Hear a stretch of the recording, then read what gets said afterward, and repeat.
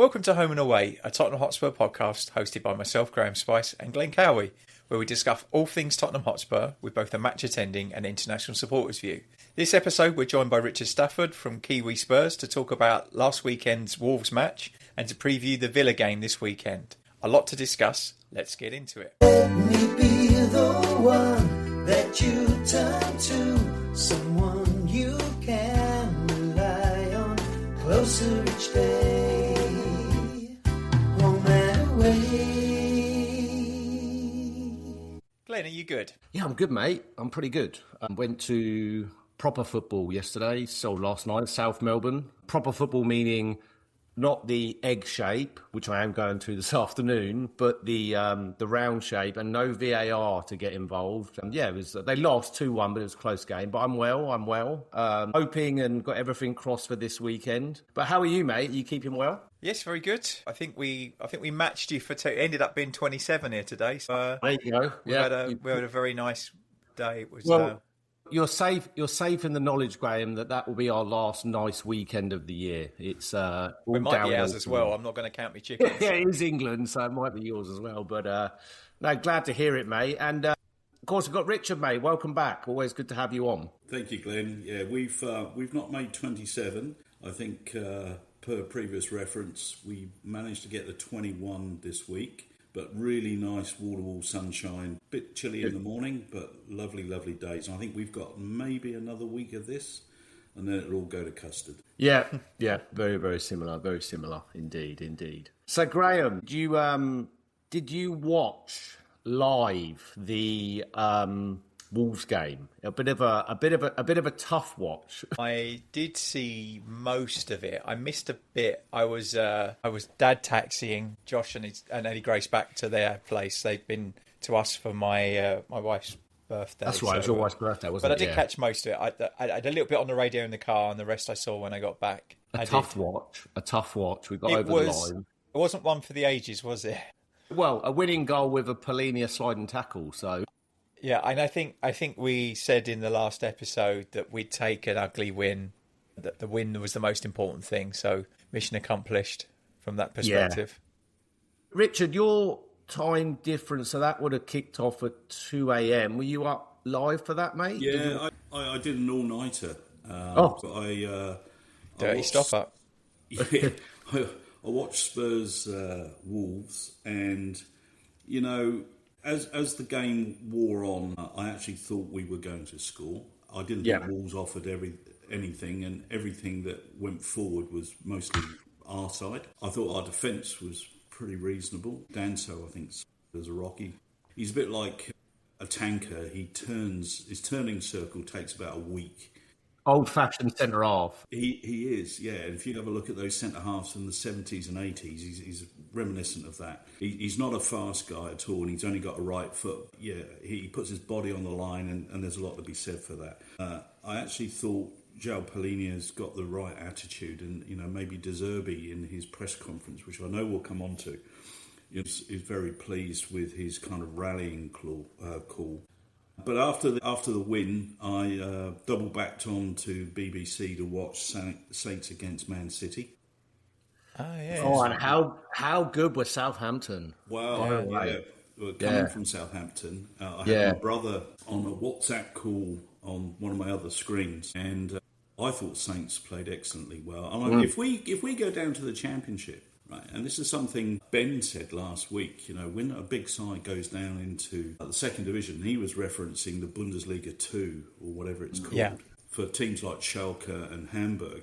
There's no God-given right that a team of that size will automatically come up one season or 2 seasons. No, I think you said Hamburg were down for like 10 seasons or something. Correct. Yeah. And so the reference is we go down, and let's say Saints stay down. You have a look at the quality of the football that they played, and Ipswich have played this year. I know Ipswich look like they're coming up, but there are other teams like Bristol City. I watched Bristol City at the beginning of this season, and they played magic football. I mean, everything went to custard for them. But I thought Southampton did wonderfully well against Man City, and I thought Man City kind of were running out of ideas even. In isolation, it's a semi-final, right? And you can look at it and say Southampton were up for it. But let's not discredit. They'd beaten Arsenal in the other round. They're a good side. And to your point, overall, the Championship, and Graeme, I'll be keen to get your view on this. We've talked a bit about this in the last episodes. It's a really competitive league. You can be a Southampton who under Will Steele were having a torrid time, and then they just went on a bit of a tear. And we covered this. They were relegation positions. Yeah, weren't they? and if you can create a bit of form, you can punctuate. And obviously, the playoffs are going to be expanded, so that makes it more difficult. But it is, isn't it, Graeme? It's a really competitive league, and it's a good teams in there. And it's not just the parachute payment teams either. That's the scary thing, right? In fact, if anything, some of the parachute payment teams have struggled. Yeah. But then like Coventry have gone up at a canter almost, haven't they? They were up in April and they look really strong as well. So there's a lot of strong teams there. I think that there's also there's teams that are on the way up that with heavy outside investment, like Birmingham and Wrexham, for example.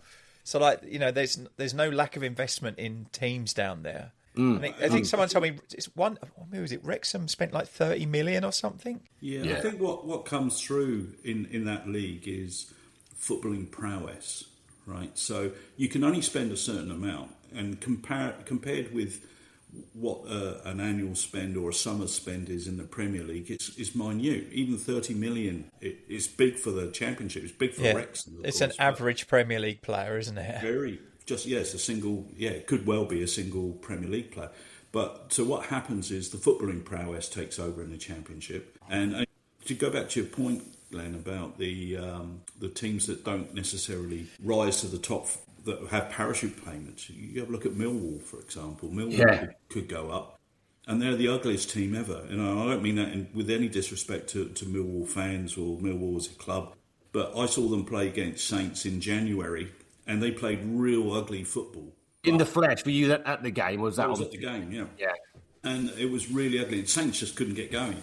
And so what they did was they spoiled the game, but when they play at home, they expand and they play decent football. And they've got half dozen players who can. They've got a decent defence and they've got a decent goalkeeper. And, should we go down, we're going to have to learn how to play that style of football. Yeah. Yeah. And so, for all the right reasons, we need to stay up. Yeah. I don't think we're particularly good at playing teams who play ugly. Well, we've seen that.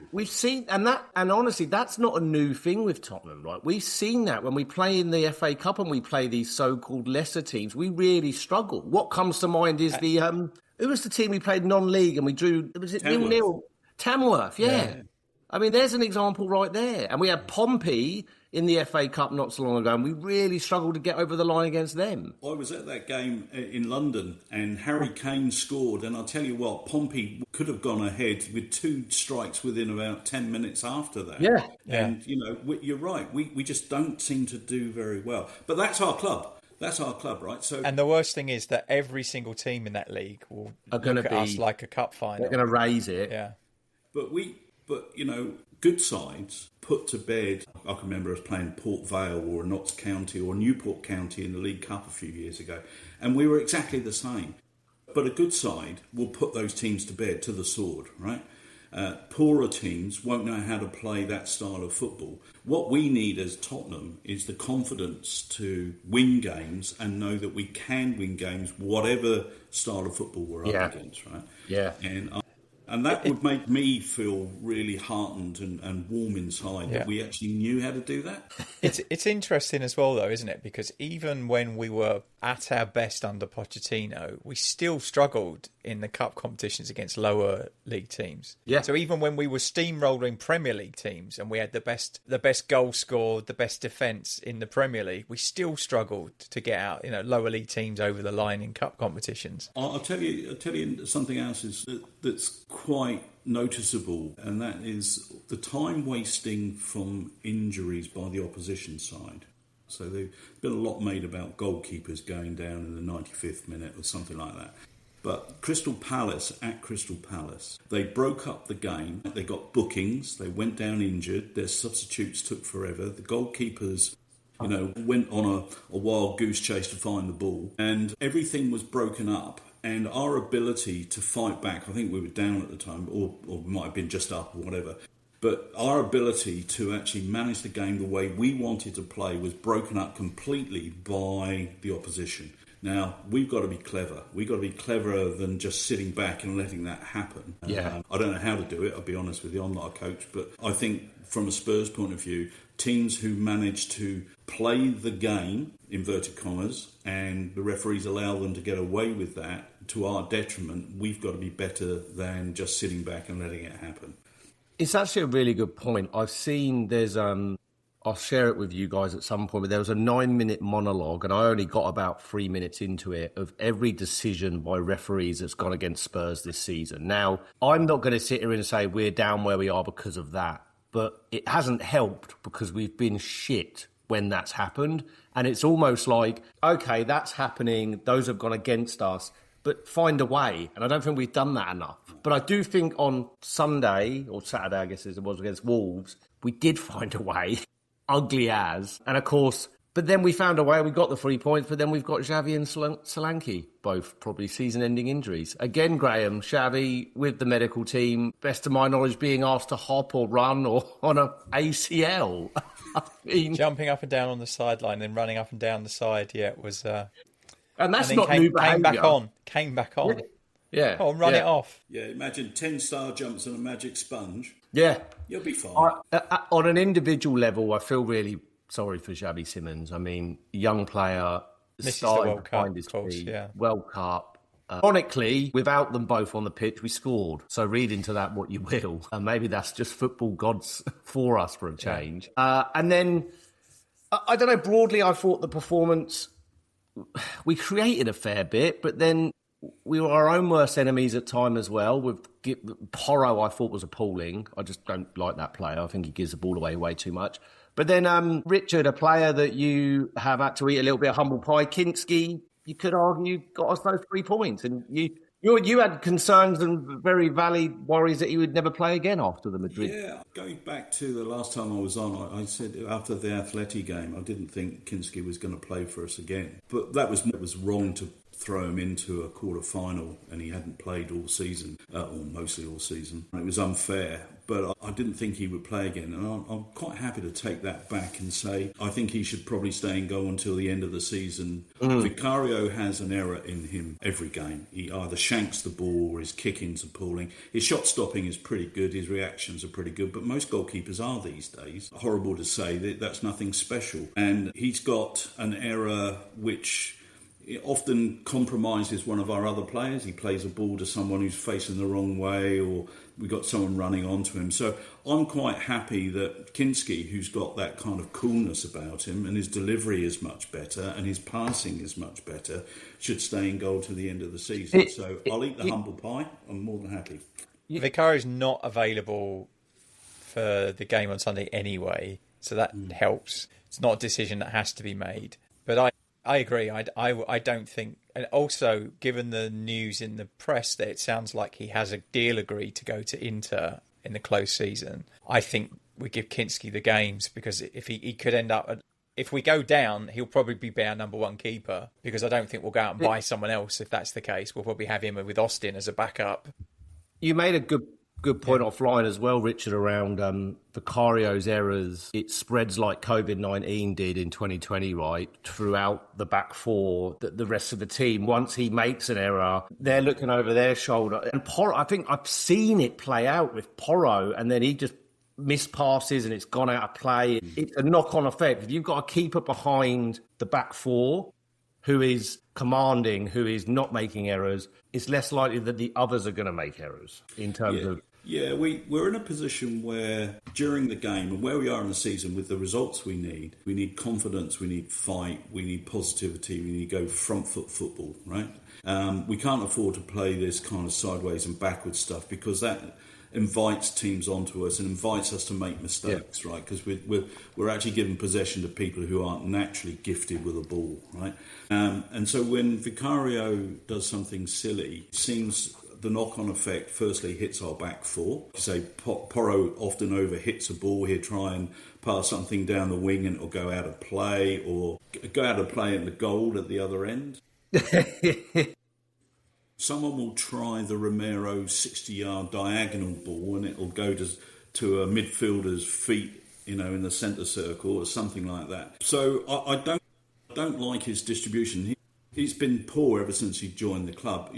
Don't get me wrong, from a shot-stopping point of view, he's excellent, and he's probably saved X number of points. But on the converse side of that, he's probably cost us just as many. So from a confidence-building point of view, in the last 4 games, you want every chance of the team playing well, playing positive, and you don't need that. Right. Early, if you imagine 2 minutes into the next game against Villa, if he was fit, which he isn't, and he made a real hoolie of something, we'd be on the back foot from, for the next 88 minutes. It creates panic, yeah.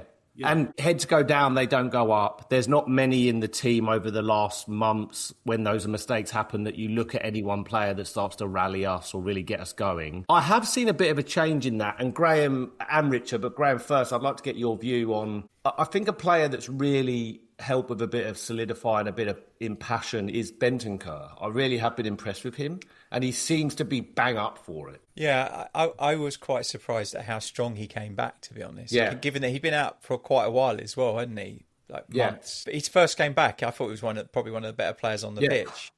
Yeah. And again, he played really well in the last match. And again, I think it depends on who's used him and how they've used him, because he was one of those frustrating sideways players, short passing sideways players, but under Frank. But I don't see that. I always felt that before he had much better range of passing and he looked a lot stronger. So, and we're seeing that again. I think it's kind of reminiscent of the season when we signed him, when I thought he was a really good box to box player. Yeah.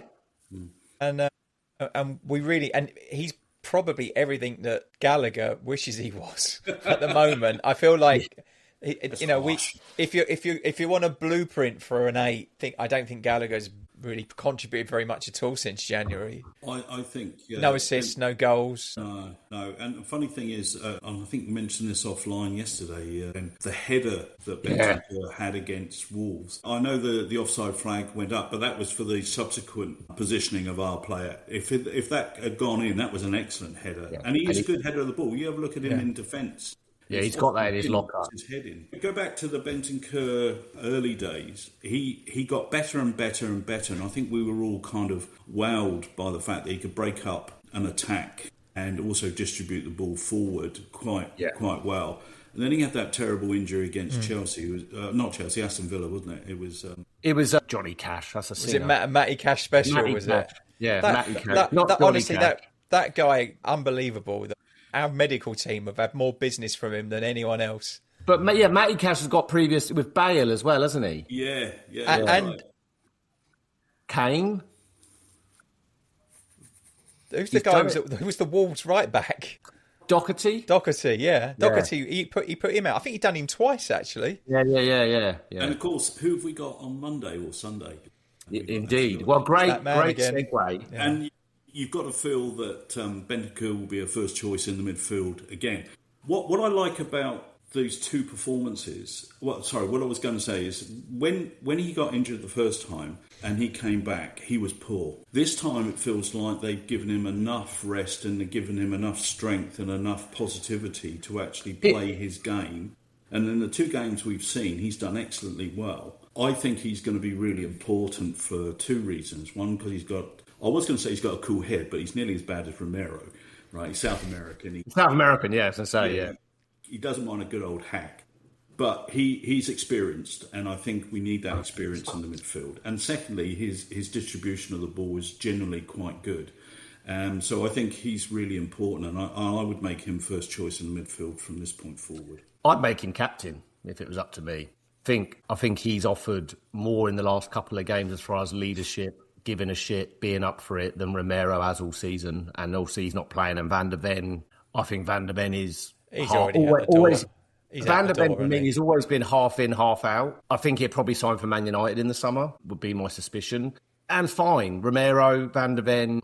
We could probably do a whole new episode on it in terms of players that I would not give a shit if they went. I just don't. I don't care. Go. Let's go. You got us in this position. Go.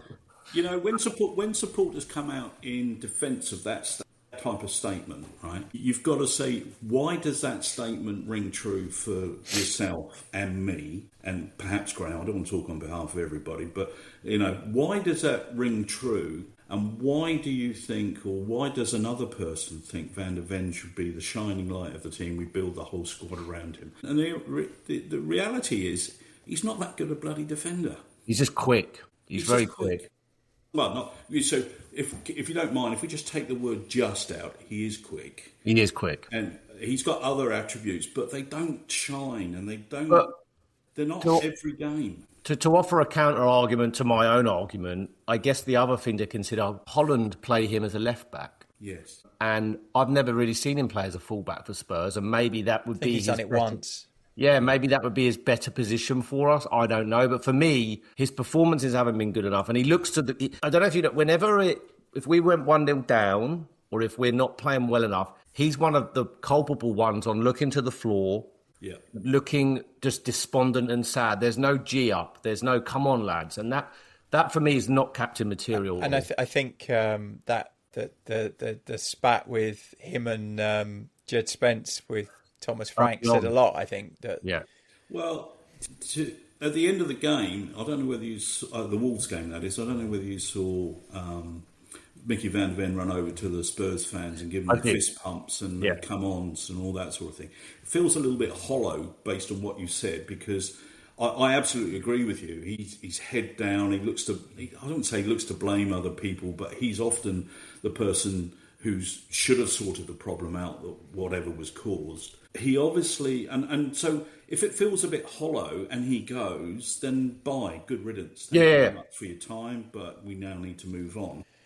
And I guess we have to be careful to believe everything that we read in the press as well, right? So there's a lot of stories about everyone angling for it to leave, and that might all just be press speculation, or it might just be made up. But my experience, I think it's usually the agents angling, and they want to let everyone know that they're going to be available. Yeah, well, and that's why those stories get leaked. They can have him, right? So his agent's very vocal. The difference is that most agents, you don't. Every now and again they pipe up. Every now and again he pipes down. It's like he has not stopped going on about how he should have gone to a bigger club and a better club, and everyone offered more money and this and that. And I'm like, well, here's the thing, Glen and Graeme, to the point you're talking. I listened to some of the ex-footballers like Roy Keane and Gary Neville, for that matter. He's a bit of a prat, but he sometimes says something that's quite interesting. And when they're asked about who the best manager was that they played under, Roy Keane dismisses Ferguson because he's got a bit of a beef, but he will always say Brian Clough. Yeah. Now, why isn't that any other manager other than Ferguson, right? And it's because the manager has personality. They learn from the manager. They probably won under the manager. They learn personal attributes as well as physical attributes, footballing attributes from there. And I just wonder whether Zerbi has got that skill set and has that personality that might turn round a Van der Ven, right, and say, well, if we do stay up, then that's the big if. If we do stay up, you will learn things under me, and therefore you're not going to be a bit player at Man United, which he did. Yeah, it's quite possible. And looking ahead to Villa, which we'll go around the houses a little bit later on predictions, but to have something in between Wolves and Villa is... We're now relying on other results. Can't get away from that. So we've got West Ham to consider. I firmly believe, and I've said this in anyone that wants to listen, and it's not fact, it's my opinion, so take it for what it's worth. I think and believe that there will be at least one more big twist and maybe two twists in this relegation battle. And I think this weekend could be one. I think you've got West Ham going to Brentford. Brentford are still going for European football and they're very good at home. And you've got Nottingham Forest going away to Chelsea on a Monday with a Europa League second leg semi-final on a Thursday, which I think is just outrageous by the FA that they even allow this to happen. I just think the support of the clubs, it's just ridiculous to me, but I'll take it. So I just wonder if we see a much changed Forest, knowing that they've got very little recovery time. And then we also see a West Ham team maybe drop some points away to Brentford. And then it's on us to take advantage of that. I don't think this is done and dusted. And I don't think if Chelsea were to beat Forest, West Ham were to drop points against Brentford and we were to win, all of a sudden the gap's 2 points to Forest. I don't think they're out of this. So I'd be keen to get your guys in. I saw something on Michael Dawson. Michael Dawson was claiming that this isn't just between West Ham and Spurs. He firmly believes Forest are in it still. But Graeme, maybe you first. Am I clutching at straws here? Because I think that's all I've got. What's your take? I don't think so. I think my only concern is that we have had a draw against Brighton and we've had a win against Wolves, who are already relegated. So I think it's important to bear that in mind. They are statistically the worst team in the league at the moment, and we struggle to get a 1-0 win against them. So that's playing some of the best football that we've been playing all season. Which, to give you a kind of watermark for where we're at, I think that there's absolutely every chance we could win every single game that we've got left, and still go down. We should add, and still go down, but we could still. But I think it's possible we could win every game. But I don't think we will. And I think but I also don't think that West Ham will win every game that they've got left either. So I think it's going to go all the way to the last game. Yeah. No one's going to be safe with a game to go, are they? There will be at least two teams still in it right the way up to the final game of the season, I think. I have a beer on a Friday with a bunch of tradies I've been doing for about 18 years, and I've converted 2 or 3 of them into Spurs fans. Poor bastards. Yeah, what have we done to them? They were trying to enjoy their after-work drink, Richard, and now you've done that to them. They make me buy the first round. As they should. So one of the guys is from Hounslow, here in Auckland. Well, not Hounslow in Auckland, but he's from Hounslow. He lives in Auckland. And he's a big Brentford fan. And he reckons Brentford will do West Ham. Along the same lines as yourself. You know, they're fighting for Europe. They're a good side. And actually, some of their players are not world class, but they are pretty good. Damsgaard is playing very, very well for them, apparently. This good player. Up front is a bit of a beast. And Nathan Collins is doing the thing in the back four, which is great. I do think that both sides, West Ham and Notts Forest, have got a bit of a hiccup to come, so I agree with you. I don't think Notts Forest are that good. I do think the number of games that they're playing is going to come back and haunt them a little bit. I know that they had 5 academy players or 5 players that only played 1 game for the Premiership side on the Nottingham Forest bench against Aston Villa in the interesting, yeah. So they're struggling a little bit, and even though we've got a Kiwi up front for Forest, he's coming back from a long-term injury and he's a bit slow. I thought I was. He scored the goal, didn't he? Scored his penalty, yeah. And it was a good penalty. Don't get me wrong; it's a fantastically taken penalty, but he's been out of form, hasn't he? Yeah, he's a bit of a donkey. But then is it a question of they're very much doing what we did last season in that focus on the Europa League and keeping Chris Wood wrapped up in cotton wool for that second leg? Quite possibly. You know, when they get going, Forest are a good side to watch. Morgan Gibbs-White is, and who's the other guy with the double-barrelled name? Anyway. They can play really well. They've got that guy Murillo in the back four, the Brazilian guy who looks like something out of the Dick Dastardly and Muttley sort of like brigade. And West Ham, they just blow hot and cold. I think they rely so much on 2 players, Summerfield and Bowen, to get them out of trouble. And there's a mistake, a bit like Vicario, there's a mistake in that back four and the goalkeeper every game. They're down there with us for a reason, right? Yeah, absolutely. Yeah. But equally, their form this calendar year is significantly better than ours. So that they have. How ironic would it be that Nuno puts us down? Yeah. Well. And then there's also the other twist of irony to consider here. That's this weekend's set of fixtures. And then we'll get into, obviously, on another episode, but I'll cover it very briefly now. They still have to play Arsenal. Now, I actually think Arsenal win every game. Whether they win the league remains to be seen. City seem to have the nous to do so. But the point is, I think Arsenal will win every game. Your Arsenal mate, Richard, made a quip to you that they're going to do the treble in winning the Champions League, the league, and Tottenham getting relegated, so that doesn't happen. But the irony being, they could be the team that keeps us up.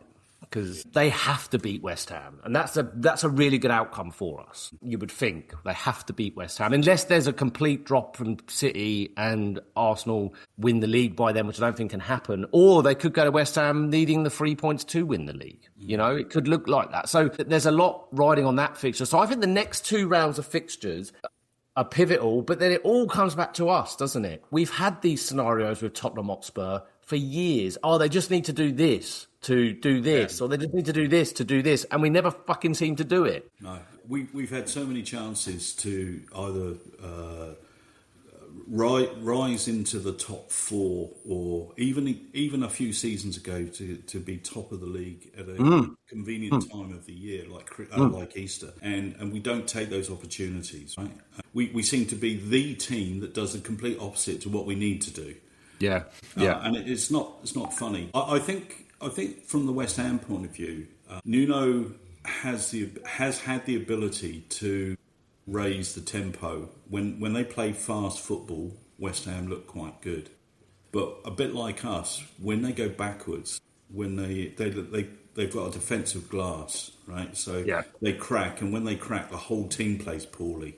So you're right, Graeme. They're down there for a reason, and let's hope that reason is, stays for the next 4 games. Yeah, and again, I view it as a mild positive, not for the fans that have got to travel to Birmingham at 7 o'clock kickoff on a Sunday night, which is just a weird kickoff time. But from our perspective, I put it as a positive that we do play once West Ham have done their game, and then we know what we got to do, right? And then it's over to us. And then we find out if West Ham do lose and a win takes us a point out of the relegation, point clearer, then that could be the turning point for us. But it's on us to do that. We've got to go and win. Graeme, will you be watching the game, mate? It's a bit of a tricky kickoff for you. Should be, yes. It's 7 o'clock on a Sunday evening is not a good kick-off time.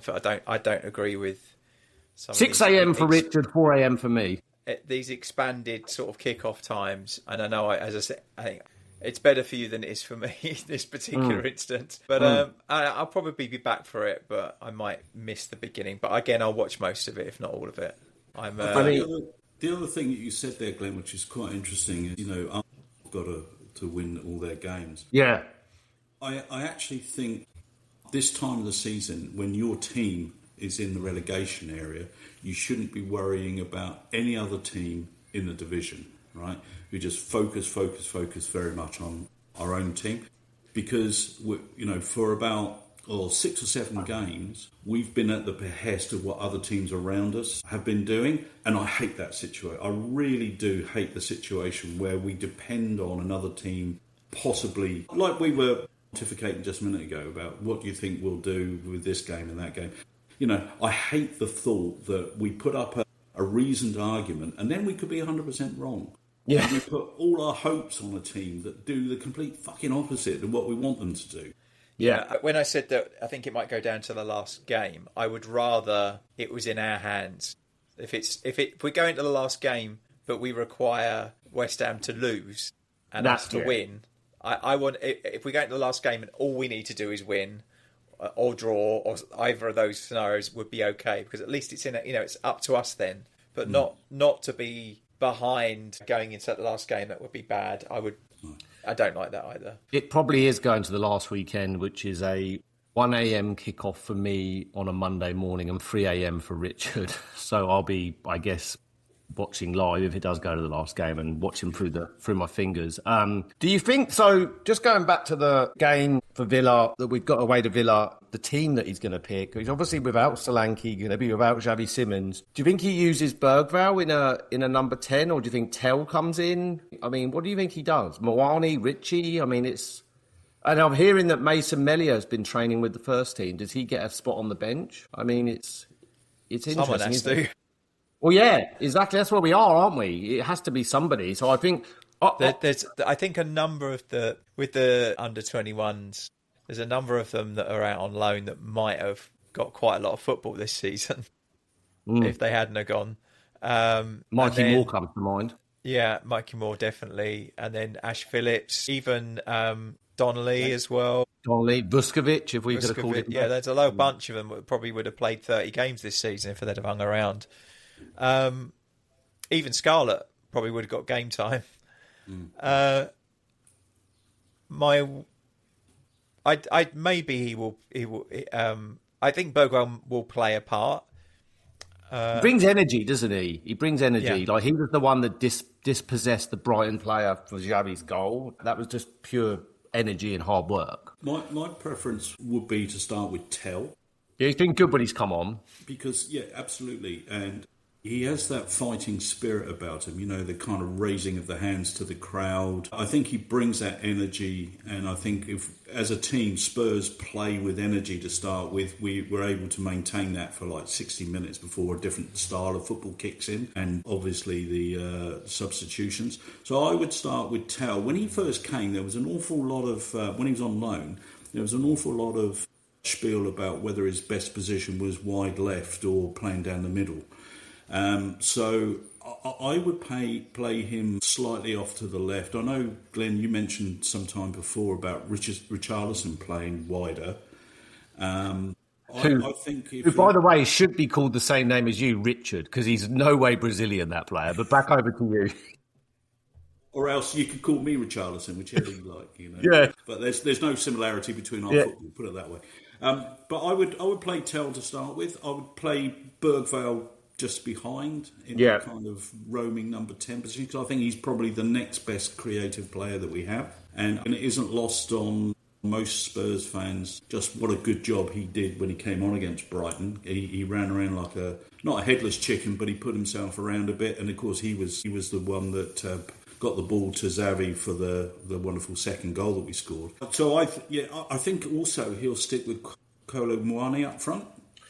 Zerbi likes him for some reason, and the quotes earlier on in the week about having to take him out for breakfast, lunch and dinner suggests that actually having a whole week with his squad, Zerbi can do something with some of these players.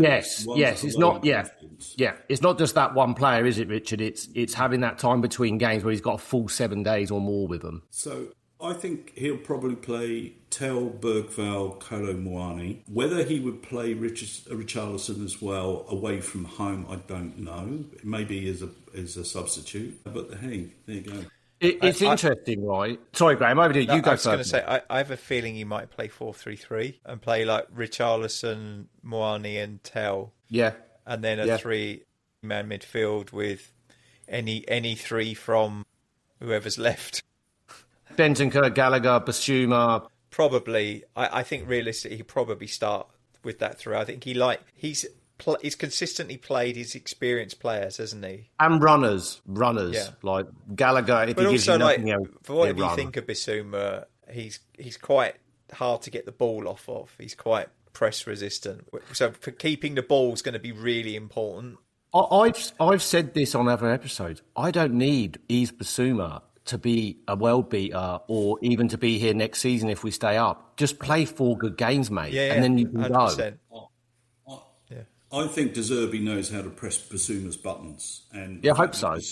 Basuma's probably off in the summer. It will be, give me these last 5 games, last 4 games, last 3 games. Give me that. And I'll send you off with, bells and whistles.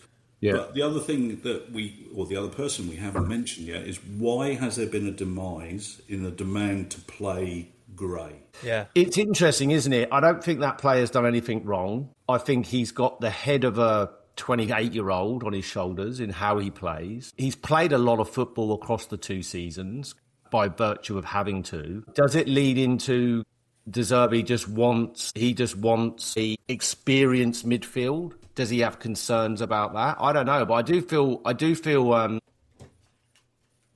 Yeah, it's funny because earlier in the week when De Zerbi said we need fight, one of the things that came to mind was, well, maybe the fight is not quite the same for the experienced players as it is for the youngsters, and that the youngsters, if they picked to play in the first starting 11, if they do their job and they do their job well, then they're showing fight by default, right?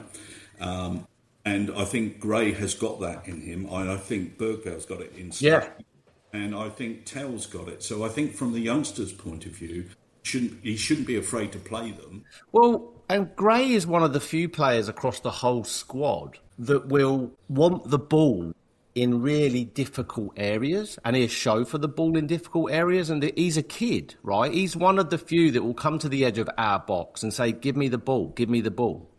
It's a weird one. It's a bit of a head scratcher because it tells me, like I said, I think Zerbi at the moment is looking experienced and wanting runners in the team. But you get Gray on the football and he really can do special things. I mean, I was banging the drum a short few months ago, even though we couldn't buy a bloody win. I thought he was an outside bet for the World Cup squad with England in terms of how he was playing. I think also he's probably looking at the opposition as well. You know, yeah. Bring us back to who we're playing. Villa are pretty good. I mean, you have a look at the size of Onana. You have a look at the size of, well, not McGinn. McGinn's not that big, but they're big. They're good side. They play good football. Morgan, he's a big lad, and you know even Cash is quite he's a big guy for a fullback as well, isn't he? Yeah, they're quite a large side. Thankfully, what's his name up front is Ollie Watkins is playing with like a donkey and 3 legs. He scores 1 goal and then he goes quiet for 3 or 4. So I'm hoping he's in one of those spells. He was awful apparently on Thursday. Yeah, it's interesting. It's not that he watches or listens because he's a Villa fan, but shout out to my good friend, another Graeme. He's a Villa fan, and I was messaging with him knowing that we've got them this weekend. They just played the semi-final. His view was quite alternative. He said, I think Emre will go full strength, and we've been shit of late, so you'll probably beat us anyway, was his view. He doesn't think that Emre's going to rest a load. He said it's still not mathematically done for us to be Champions League. So it'll be interesting to see what team Emre picks with the second leg in mind or not. Maybe he just picks full strength and we've got to deal with it. I was looking at a prediction for the team, and they think there's a chance that Tammy Abraham might start up front because he's been poor. But apart from that, it's a pretty strong team. Sancho on the left. The only other the one big wrinkle in this, and it's a bit out of left field because the transfer window's closed, but what about the new signing we've got in Peppa Pig?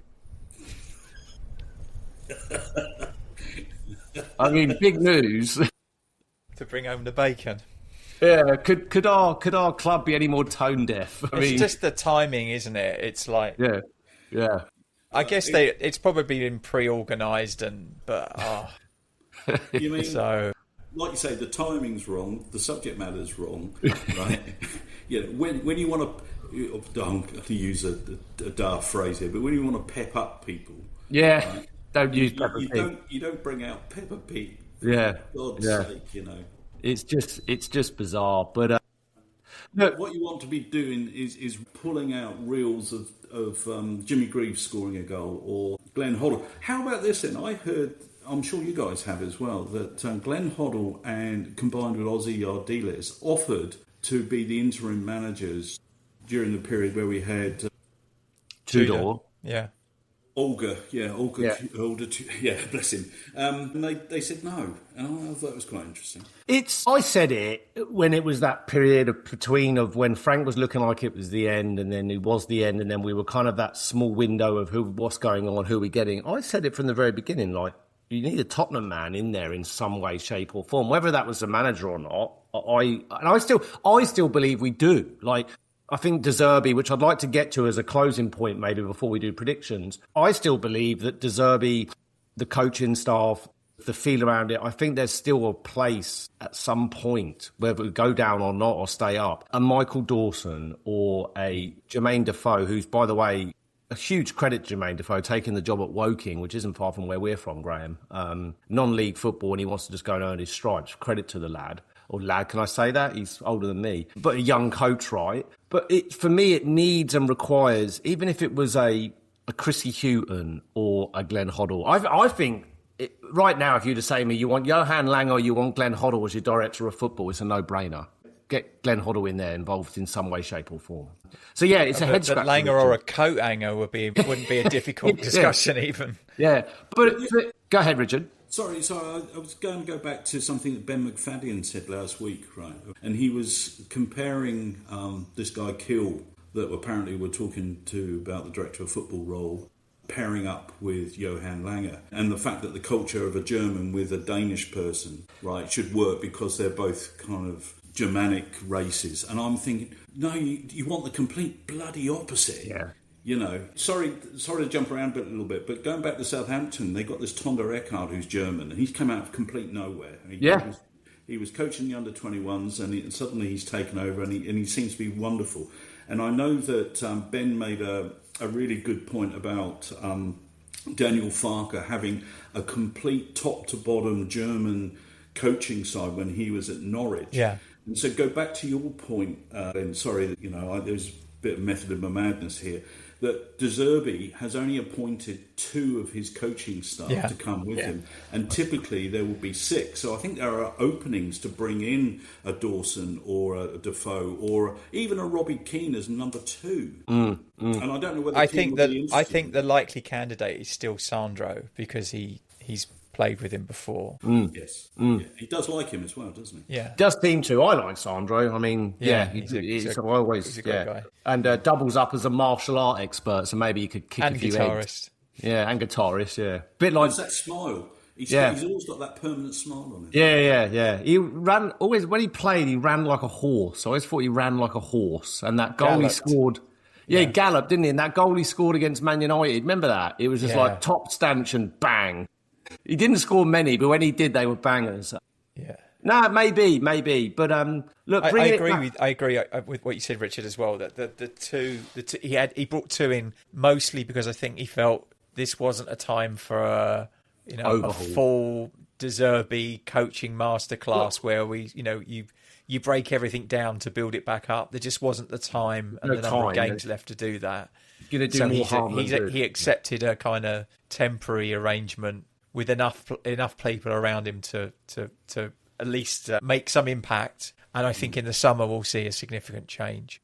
And I haven't seen or heard it, but I've read some snippets from it. Richard, I think you watched it, or Graeme, maybe one of, or both of you. But De Zerbi's press conference seems to be the takeaway I got from what I've read is, can we please fucking stop with the poor me, and let's just get to work. Is that basically the context? Yeah, he summed it up quite nicely. He was basically saying that we can't talk about the injuries because the players that we've got available should be good enough to win matches, and they are good enough to win matches. They just need to believe it.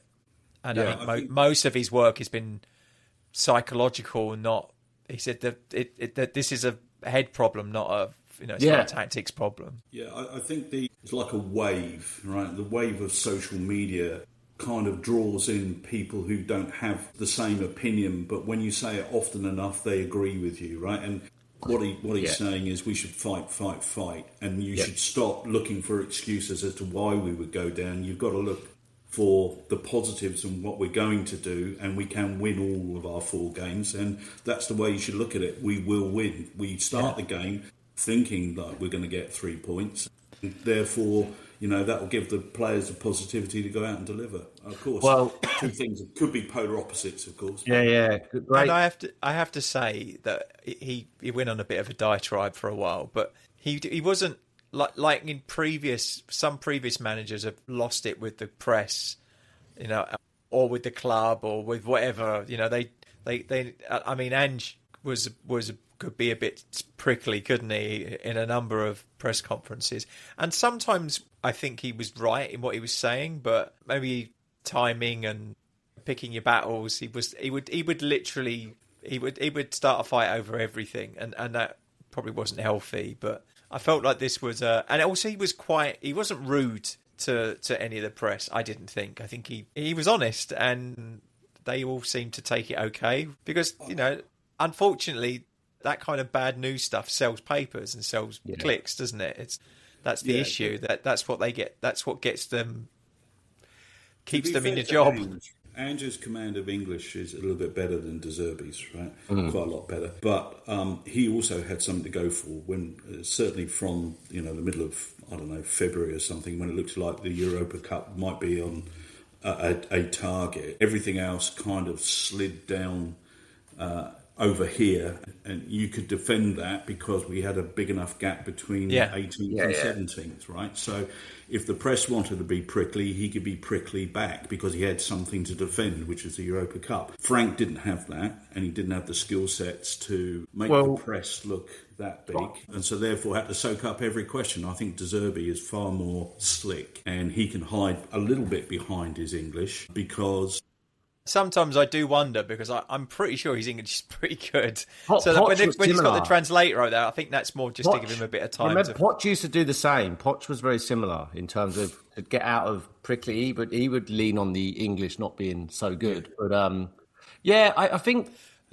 Sorry, just a complete tangent. Was it Vialli at Chelsea who had that translator who didn't speak Italian? Yeah. Right, he was there for about 3 weeks or something before someone tweeted. Apparently, he didn't know he couldn't speak Italian. And in the spirit of the footballing world, he of course passed, didn't he? He had cancer. Yes, Chelsea, but a big football character, Gianluca Vialli, and a real shame that he was taken at such a young age in comparison to having a fulfilled life. But look, I think we've got all of the tools in the kit bag to go and get a result at Villa. Now, I'll go around the houses. It remains to be seen if that happens. I'm going to start. My head says a draw. My impassioned heart, desire, wants, because we fucking have to, says maybe a tight 2-1 win. Yeah, I think draw or head draw, emotion win. But Graeme, where do you sit, mate? I think that a draw probably feels most likely. But again, the same. We kind of need the win. We have to win. We just have to. Yeah. I feel like going with 3 games left, I don't want to have to... I don't think we talked about it. You mentioned this already, Richard. I don't want to be thinking about West Ham for the next 4 games. I'd like to get us ahead of them and have them have a point. Us. Yeah. Because if we can win and they lose, we're a point ahead of them, and then it just becomes a completely different ball game. And then it's completely in our hands again, isn't it? Yeah. We just have to make sure we score more points than West Ham. Yeah. Richard? Something we haven't spoken about from the Wolves game is we kept a clean sheet. Yeah. I think he's probably worked on the defence, and going back to the Kinski thing, I have a little bit more confidence in Kinski now. I don't think we'll concede too many goals. 2-1 sounds about right, but how about this then? We win the game scoring a penalty in the 95th minute. I don't think I could take it, but I'll take it. Yeah. Have we still not had a penalty in the league? No. Which not in the league. I think, look, you can read into some people are always conspiracy against, but the fact of the matter is, under Thomas Frank, we never got into the final third of the box to obtain a penalty. Yeah, true. I mean, but yeah, that's interesting. Maybe we will get a penalty. Fingers crossed. Well, nothing more from me. I'm going to the egg-shaped football. I'm leaving here in about 40 minutes. We're going to AFL. Brisbane Lions versus Essendon. Weird 12:30 kickoff, so early kickoff for AFL, and it's not as warm as it was yesterday. So think of me when I'm in the stadium. I'm off to watch East Coast Bays against North Shore. Great stuff. Rugby, right? Rugby, yeah. So I laid out all the pitches for the kids and the youngsters at 6:30 this morning, and we're off up a few miles up the road to see the mongrels play. Yeah, and do you know what? It's a very cathartic, take your mind off of football day, a Saturday, because we very invariably don't play on a Saturday. Yeah, good stuff. Spurs, that is, and so it's a blessed relief, actually. Good stuff. And Graeme, you'll be off to bed, I expect, after maybe an edit. But you've got a few days off ahead of you, right, with work? Yeah, I've had a nice quiet day today. Did you get the deck stained, or as New Zealand says, dick stained? Not yet, but we did go to the garden centre and pick a few bits up today. There you go. Good stuff. Yeah. You've got a bank holiday Monday, haven't you? Yeah, I've got Tuesday off as well. Fantastic. I blocked out a few days. Yeah. In lieu of losing my holiday to the war in the Gulf. Yeah, it's the two things. Victoria doesn't get an Anzac public holiday if it falls on a weekend, where a lot of Australia does. We don't get May Day, where Brisbane and other parts, I think, do. But then we get public holidays for a horse race and the eve of essentially the FA Cup final. So I'll take it. We take Sport 1 seriously, apparently. Because AFL's only popular in bloody... Yeah, exactly. Yeah. It's something that England could learn from, though. Wouldn't you love the Friday as a public holiday, Graham, before the FA Cup final? That's essentially FA Cup Eve. Yeah, exactly. It's called Grand Final Eve here. FA Cup, yeah. Wow. Good stuff. I also like the fact that Scotland has the day after New Year's Day off as well. Yeah, but that's my birthday. Is it Burns Day? Is that what it is? No, it's later, isn't it? I think. Yeah, there's something. Yeah, I don't know what January it's called, but it's like Scottish Boxing Day or whatever. Yeah. Well, I am. My grandfather was Scottish, so maybe it's something to do with me. When I was born, they just said, "Oh, we'll just have a day off." That's it. Officially, it's like it's your second birthday. It's like the monarch's second birthday. No, indeed. Well, speaking of the monarch, I saw that the US contingent put out some Australian flags, which you shared with me. They were thinking they were British flags. Good stuff. Nice. Well, I digress. Well, nothing more from me on the Spurs front. I've got to go and get to the CBD for this other round egg-shaped ball game, and Rich has got to get the rugby. So from me, as always, come on you Spurs. Yeah, thanks very much for listening in. Please like and subscribe to the podcast to tick off the algorithm so we can get in front of more Spurs supporters. And to close us out, as Glenn said, come on you Spurs. Let me be the one that you turn to, someone you can rely on, closer each day, home and away.